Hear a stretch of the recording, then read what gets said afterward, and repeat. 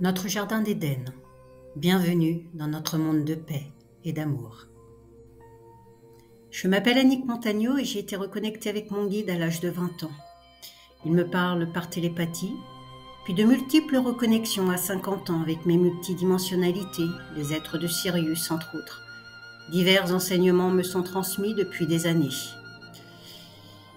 Il est l'heure d'être ce que nous sommes, des êtres divins sur Terre. La jalousie. Combien de fois ai-je été jalouse? Et surtout, pourquoi? Et à quelle occasion?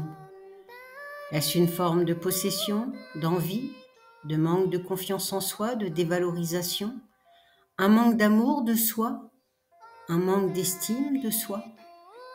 La jalousie pour moi se reflétait à de multiples occasions. Par exemple, je me trouvais en face d'une personne qui était plus belle que moi physiquement, plus intelligente.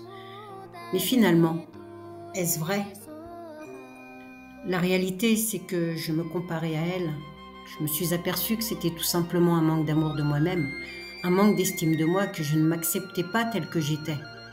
Oh oui, c'est vrai, je ne suis pas parfaite, je ne suis pas Miss France et je ne suis pas ingénieure, mais est-ce vraiment le reflet de mon âme? N'est-ce pas là finalement le plus important? Être et non paraître. Souvent, nous retrouvons des schémas répétitifs dans notre vie de couple. L'amour possessif, l'amour jalousie. Mais est-ce vraiment de l'amour?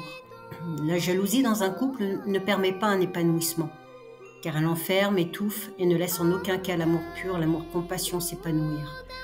Nous devons avant toute chose reprendre confiance en nous et voir la beauté de notre cœur.